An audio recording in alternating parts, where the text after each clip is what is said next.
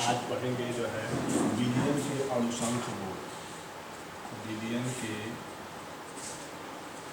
अनुसंख्य गुण। विलियम के अनुसंख्य गुण क्या होते हैं? यदि किसी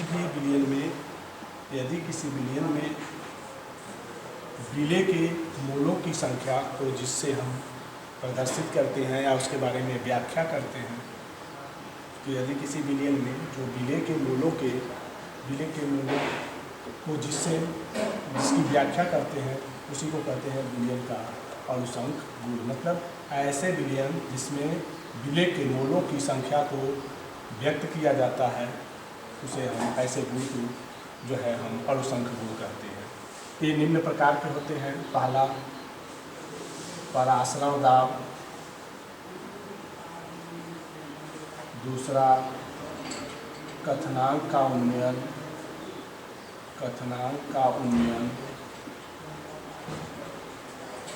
तीसरा हिमांक का अवनमन, चौथा वाष्प दाब का अवनमन। मतलब कि विलियन, यदि किसी विलियन में यदि विलेय के मूलों को जो है हम विलेय के मूलों के गुणों को यदि हम प्रदर्शित करते हैं उसी को कहते हैं विलियन का अनुसंख्य गुण। ये जो है 4 प्रकार के होते हैं: परासरण दाब, कथनांक का उन्नयन, हिम्नांक का अवनमन और वाष्प दाब अवनमन। अब हम पढ़ेंगे परासरण दाब किसे कहते हैं। तो बच्चों ध्यान देंगे कि परासरण दाब क्या होता है। परासरण दाब जो है परासरण दाब वह न्यूनतम दाब होता है जो किसी भी अर्धपारगम झिल्ली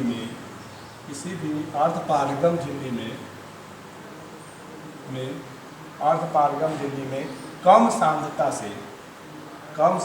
से जो है अधिक सांद्रता की अधिक सांद्रता की ओर जो है प्रवाहित होने के लिए जिस बल की आवश्यकता होती है या दाब की आवश्यकता होती है, ऐसे दाब को हम क्या कहते हैं? परासरण दाब। मतलब परासरण दाब वह न्यूनतम दाब होता है जो कम सांद्रता से के अर्धपारगम झिल्ली में अधिक सांद्रता की तरफ जो है प्रवाह होता है। ऐसे दाब को हम क्या बोलते हैं? परासरण दाब बोलते हैं। ऐसे दाब को जो है परासरण दाब बोलते हैं। या दूसरा क्या होता है इसका जो है परिभाषा? परासरण दाब वह न्यूनतम दाब होता है जो कम सांद्रता से अधिक सांद्रता की ओर प्रवाहित होता है। मतलब परासरण दाब वह न्यूनतम दाब होता है, न्यूनतम बाहरी दाब होता है, जो कम सांद्रता से अधिक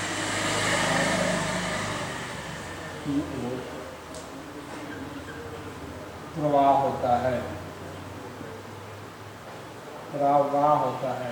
ऐसे दाब को हम जो है परासरण दाब कहते हैं। परासरण दाब वह न्यूनतम बाहरी दाब होता है जो कम सांद्रता से अधिक सांद्रता की ओर प्रवाह होता है। तो ऐसे दाब को हम क्या कहते हैं? परासरण दाब कहते हैं। अब ये ध्यान देंगे परासरण दाब के नियम क्या है।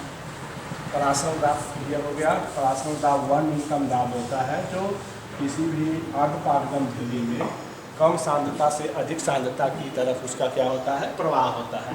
अब है परासरण दाब के नियम। परासरण दाब के क्या नियम है? इस परासरण दाब के जो है 2 नियम हैं। पहला, किसी भी विलियन का परासरण दाब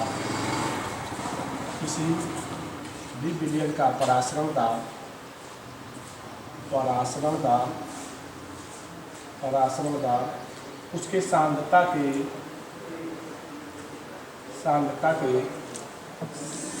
के समानुपाती होता है। तो इसको हम कहते हैं वांट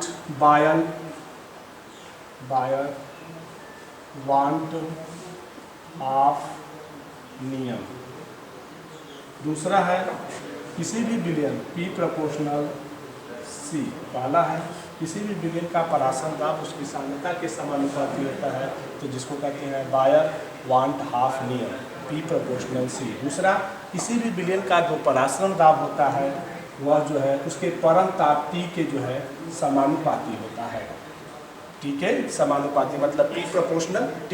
अब यहाँ पर हम समीकरण 1 और समीकरण 2 को जोड़ने पर, समीकरण 1 और 2 को जोड़ने पर तो P प्रोपोर्शनल हो जाएगा C और T। ये हो गया समीकरण 3। मतलब पहला, किसी भी विलयन का परासरण दाब उसके सांद्रता के समानुपाती होता है, जिसे वायल वाहवान हाफ नियम कहते हैं, P प्रोपोर्शनल C। दूसरा, किसी भी विलयन का जो परासरण दाब होता है वह उसके परमताप के समानुपाती होता है, जैसे P प्रोपोर्शनल T। समीकरण 1 और 2 को जब हम जोड़ देते हैं तो ये बनता है P प्रोपोर्शनल T। अब यहाँ पर P बराबर प्रोपोर्शनल हटा देते हैं तो C S C T, जहाँ यस विलयन स्थिरांक है, जहाँ यस को हम क्या बोलते हैं, विलयन स्थिरांक।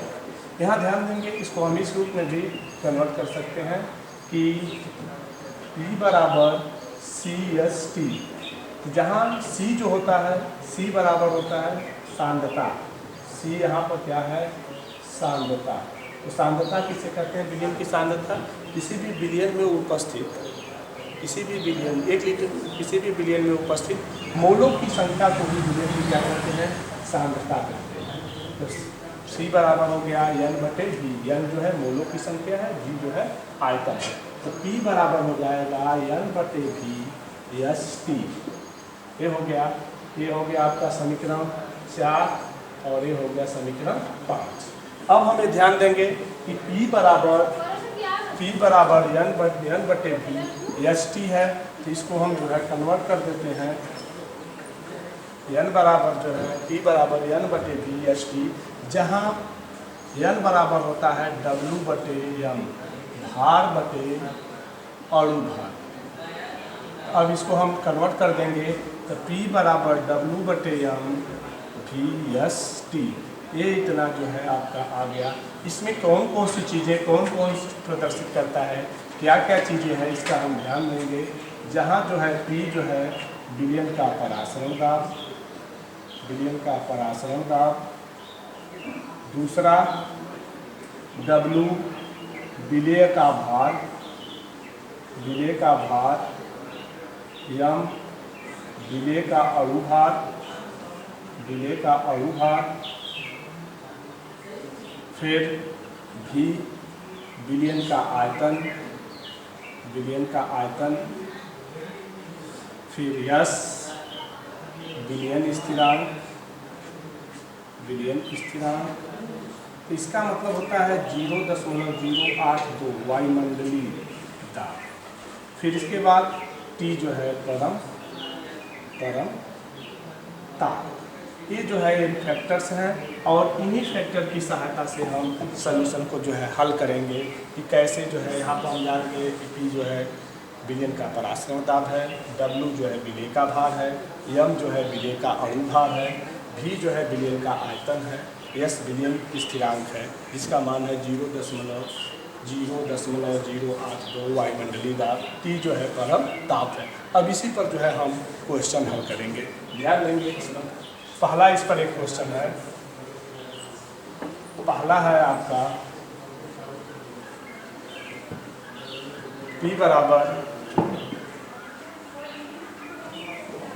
बराबर पहला क्वेश्चन है 27 डिग्री सेंटीग्रेड पर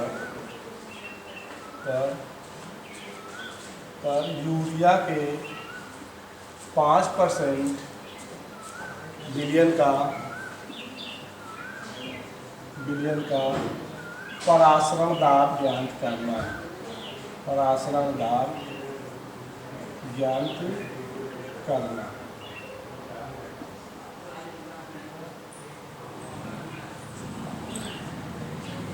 27 डिग्री सेंटीग्रेड पर यूरिया के 5% विलयन का परासरण दाब ज्ञात करना है। तो सबसे पहले हम ध्यान देंगे कि यूरिया का सूत्र होता है NH2 CONH2, मतलब यूरिया का अणु भार होता है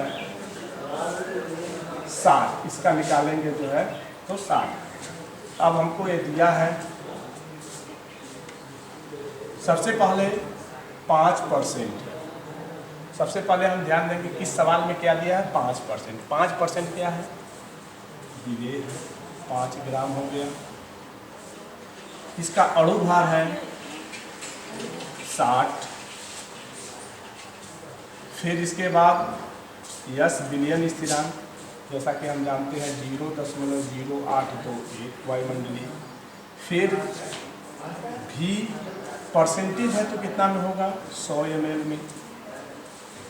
और T परम ताप है तो ये जो है 273 में 23 27 जोड़ देंगे तो ये आ जाएगा 391। मतलब ये हमारे फैक्टर्स मिले, इतना एस दिया है और इसमें हमें निकालना क्या है, P निकालना है, परासरण दाब।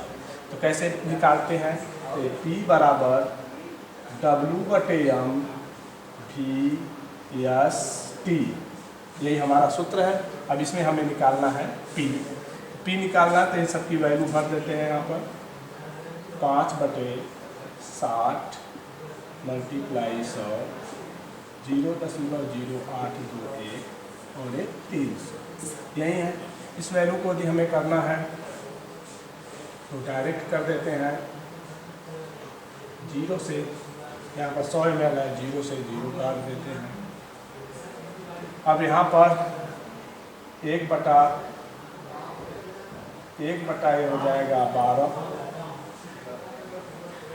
1/, जो है 12। अब यहाँ पर इसको कर देते हैं 4, तो P बराबर 0.0821/4 हो जाएगा। अब यहाँ पर हम इसकी वैल्यू निकालना चाहते हैं, तो 0.0821/4 है। दशमलव जो है कितने अंक है, 1 2 3 4, 1 2 3 4 हो गया। 821 में जब हम करते हैं इतना,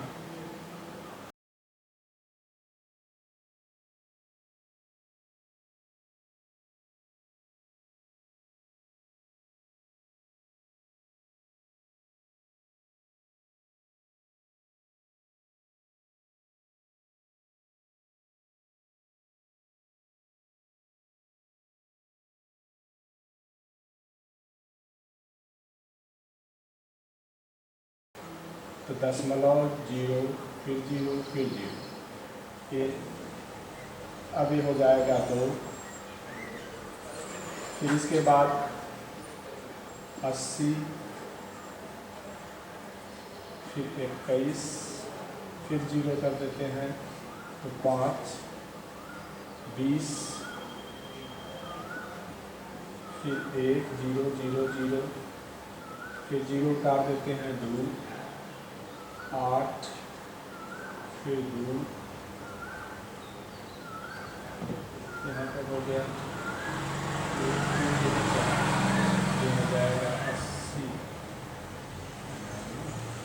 यहाँ पर 1 हो गया, 23,000 हो गया, तो नहीं जाएगा है ना। ये जो है 23,000 है और ये 40,000 नहीं जाएगा। फिर एक 0 और उतारेंगे, 0 उतार दिए, तब ये हो गया, तब 2 लाख, 2 लाख, फिर 10,000, फिर एक 0 हो जाएगा 1 लाख, फिर 80,000, यहाँ पर 5 हो गया और यहाँ पर फिर 2, फिर 2, फिर 5, मतलब इतनी वैल्यू आ गई। इसका वैल्यू आ गया P बराबर 0.020525। अब इसको हम ले जाते हैं इधर, तब ये हो जाएगा 2.0। अब यहाँ पर इसको ले गए, यहाँ पर 1 2 3, यहाँ पर 2.525 पूरे कर देंगे। जब यह इधर जाएगा जो है तो पावर ऊपर जाएगा, तो ये कितना गया, 1 2 अंक गया, तो जो है 10। ये जो है इसका आंसर, ये जो है इसका आंसर। सबसे पहले ध्यान देंगे ये वैल्यू दिया है, पी की वैल्यू यहाँ पर भर देंगे और फिर इसके बाद यहाँ करके हम जो है हल करेंगे। इसका आंसर कितना है 10⁻²। यहाँ जो है 0 वायुमंडलीय दाब में कर देंगे तो इतना जो है वायुमंडलीय दाब आ गया, इतना जो है इसका आंसर आ गया। तो हम इस सवाल को जो है इस तरह से लगाएंगे। ये सूत्र है PV बराबर W/m/VST से। ऐसे जो है इस तरह से जो है इस क्वेश्चन को लगाएंगे। मान लेंगे अब इसी पर जो है एक सवाल और लगाते हैं कि 27 डिग्री सेंटीग्रेड पर 27 डिग्री सेंटीग्रेड पर m/10 बिलियन यूरिया का परासरण दाब ज्ञात कीजिए। तो यहाँ जानते हैं यूरिया का अणुभार 60 है, दिया है। तो यहाँ पर सबसे पहले इसके लिए P बराबर CST, यहाँ पर हमें P निकालना है और विलियन की सांद्रता 1/10 मोलर दिया है। S बराबर 0.0821 वायुमंडलीय, T जो है 273 + 27 बराबर जो है 300 केल्विन।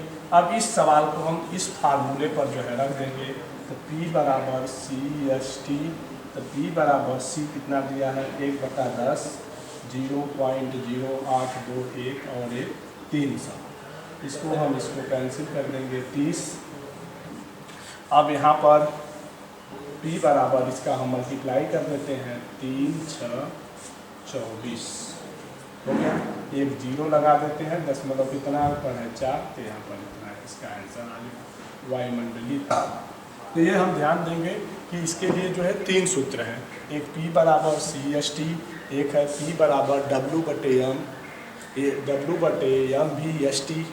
ये जो है इससे हम परासरण दाब की क्या करते हैं, गणना करते हैं। अब इसके बाद आगे का पॉइंट है परासरणी दाब।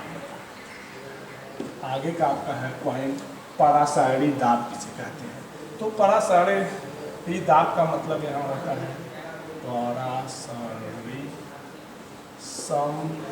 समपरासरणी दाब।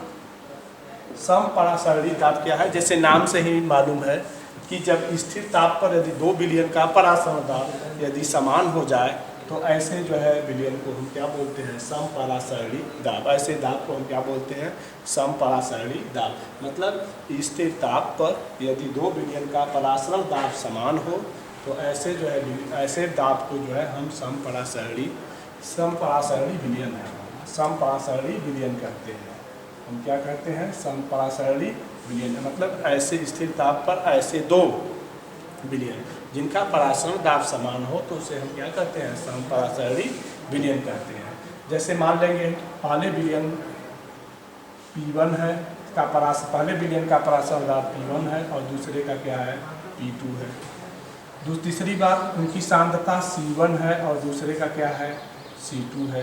तो हम C बराबर जानते हैं, C जो है विलियन की सांद्रता बराबर होता है N/V। तो पहले का हो जाएगा C1 बराबर N1/V1 और दूसरे विलियन का परासरण दाब हो जाएगा N2/V2। मतलब परासरण सांद्रता, मतलब C जो है यहाँ पर क्या है सांद्रता। तो किसी विलियन की सांद्रता किसे कहते हैं, तो किसी विलियन में उपस्थित, एक लीटर विलियन में उपस्थित जो विलय के मोलों की संख्या होगी वही विलय की क्या कहलाएगी, सांद्रता कहलाएगी। तो सांद्रता बराबर हो जाता है कि विलय के मोलों की संख्या बटे उसका आयतन। तो यहाँ पर N बराबर हो जाएगा, यहाँ पर इसकी वैल्यू रख लेंगे तो ये हो जाएगा N1V1 बराबर जो है N2V2। N1V1 बराबर हो जाएगा N2V2। हम जहाँ जान रहे हैं कि N1 और N2 क्या है, विलय के मोलों की संख्या है। तो N1 बराबर हो जाएगा W1/m1 और N2 बराबर हो जाएगा W2/m2। अब इसका मान हम यहाँ पर रख देते हैं। तो WM1V1 बराबर W2M2 और V2। ये जो है इस दो परासरणी विलयन के लिए जो है एक फार्मूला है कि मतलब ऐसे स्थिर दाब पर ऐसे विलयन जिनका परासरण दाब जो है समान होता है, तो ऐसे विलयन को हम समपरासरणी विलयन कहते हैं। जैसे पहले का परासरण दाब P1 है और दूसरे का P2, तो जब दोनों का परासरण दाब बराबर है तो उनकी सांद्रता भी बराबर होगी, तो सांद्रता को C से करेंगे तो C1 और C2। तो सांद्रता जो होती है किसी भी विलयन में उपस्थित विलय के मूलों की संख्या जो होगी वो सांद्रता कहलाएगी।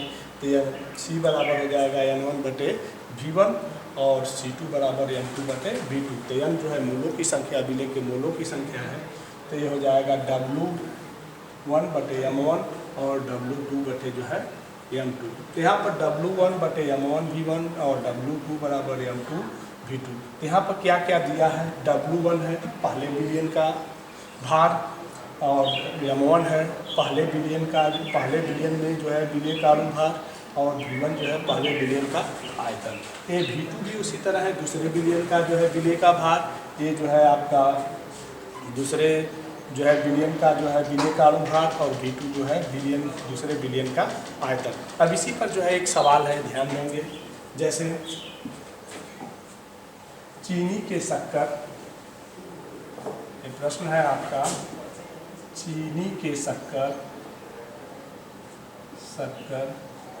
के यहाँ पर हो जाएगा चीनी का शक्कर का जो है आपका अणुभार इसका होता है C12H22O11, तो इसका अणुभार हो जाएगा 342 के 5% विलयन किसी यक्ष पदार्थ के 1% विलयन के समपरासरणी है।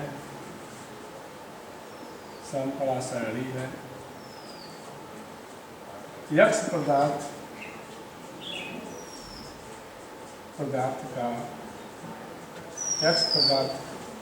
का अणुभार ज्ञात कीजिए। अब इसमें दिया है दो विलयन है, पहले का दिया है 5% और दूसरे का दिया है जो है 1%। ये विलयन की क्या है, समपरासरणी है।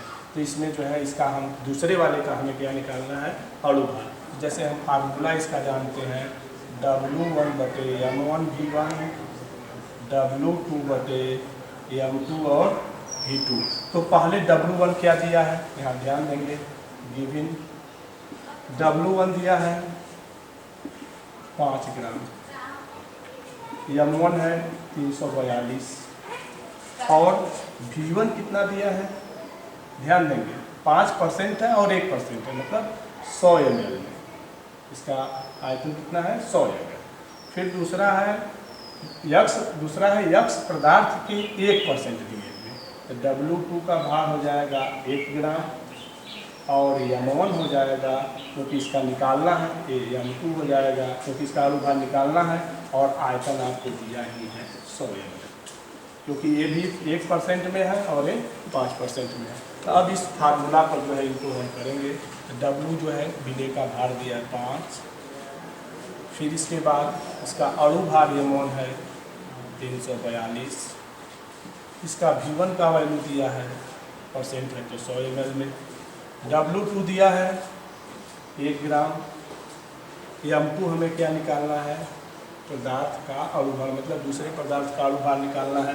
तो यहाँ पर जो है हम M2 कर देंगे और यहाँ इसको मान लेंगे, फिर इसके बाद आयतन कितना दिया है 100, 75 कर देंगे, तो हो जाएगा M2 × 5 × 100 बराबर 342 × 100 × 1। तो M2 बराबर हो जाएगा 342 × 100 × 1/5 × 100। 100 से 100 कैंसिल हो जाएगा। अब 5 को इसको डिवाइड कर देंगे, 6 पंजे 30, फिर इसके बाद 8 पंजे 40, मतलब दूसरे पदार्थ का जो अणुभार है वह कितना है 68.4, 68.4, मतलब 68.4 ग्राम है, मतलब 68.4 ग्राम दूसरे पदार्थ का क्या है, अणुभार है। तो हम इस फार्मूला से जो है हम क्या करते हैं, की निकाल लेते हैं। पहले पदार्थ या दूसरे पदार्थ का अणुभार की गणना करना होता है तो हम इस फार्मूला से जो है आपका कैलकुलेट कर लेते हैं। अब इसके बाद हम इसका देखेंगे, जैसे इसके पहले हमने परासरण दाब निकालना बताया था, फिर इसके बाद समपरासारणी विलयन में 2 विलयन है, उसमें कैसे आप निकालेंगे, तो W1/M1V1 बराबर W2/M2V2 ऐसे करके निकाल लेंगे।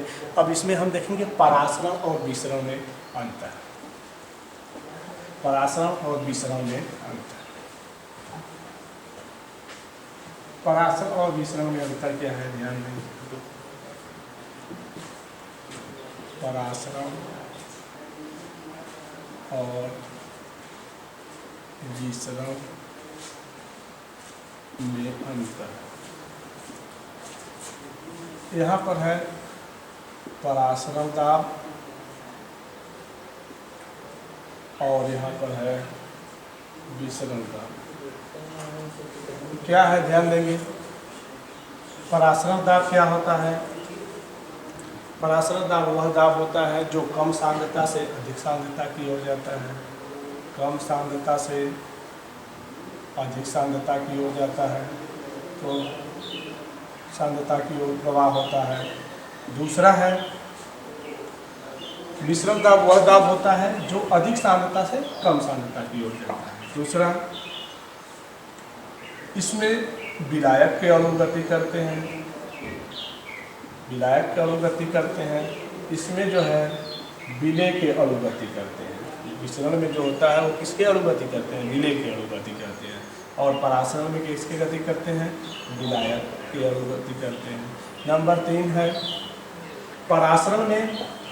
परासरण में जो प्रवाह होता है कम सांद्रता से अधिक सांद्रता के लिए, उसके लिए अर्धपारगम झिल्ली की आवश्यकता पड़ती है। अर्धपारगम झिल्ली की आवश्यकता पड़ती है और इसमें अर्धपारगम झिल्ली की आवश्यकता नहीं पड़ती है। नंबर 4, यह केवल द्रव में होता है, लेकिन यह जो है गैस और द्रव दोनों में होता है। ये गैस और द्रव दोनों में होता है। तो ये ध्यान देंगे कि परासरण और विसरण में क्या अंतर है। परासरण जो होता है वह कम सांद्रता से अधिक सांद्रता की ओर उसका प्रवाह होता है।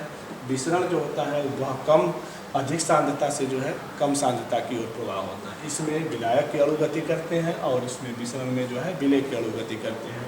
और इसमें जो है प्रवाह करने के लिए, इसमें जो है कम सांद्रता से अधिक सांद्रता में जब प्रवाह होता है तो इसमें अर्धपारगम झिल्ली की आवश्यकता होती है, लेकिन विसरण में अर्धपारगम झिल्ली की आवश्यकता नहीं होती है। यह केवल द्रव में यह गति होती है, मतलब यह केवल द्रव में होता है, लेकिन यह जो है गैस और द्रव दोनों में होता है। तो सबसे पहले इसमें एक चीज़ देखेंगे, अर्धपारगम झिल्ली क्या है।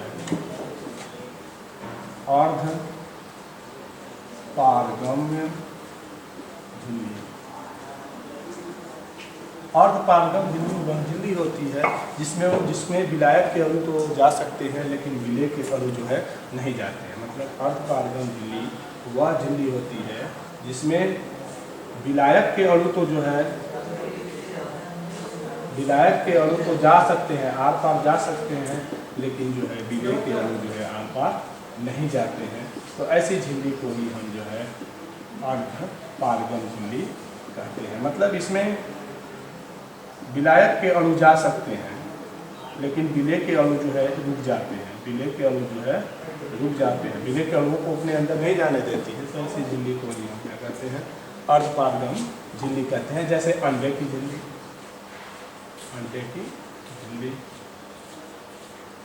ये सब जो झिल्लियाँ होती हैं उनको हम है अर्धपारगम झिल्ली कहते हैं। मतलब अर्धपारगम झिल्ली वह झिल्ली होती है जिसमें विलायक के अणु तो जा सकते हैं, लेकिन विलेय के अणुओं को जाने नहीं देती है। तो ऐसी झिल्ली को अर्धपारगम झिल्ली कहते हैं, जैसे अंडे की। तो सभी लोग ध्यान देंगे। आज जो है विलियम के अनुसंख्य गुण में जो है परासरण दाब पर जो है बताया गया था कि परासरण दाब की परिभाषा और इसको सॉल्यूशंस, समपरासारणी विलयन, फिर जो है समपरासारणी विलयन के बाद जो है आपका परासरण और विसरण में अंतर, और इसके बाद जो है आपका अर्धपारगम झिल्ली। आज का क्लास जो है यही, फिर इसके बाद अगले क्लास में जो है बात करेंगे। धन्यवाद।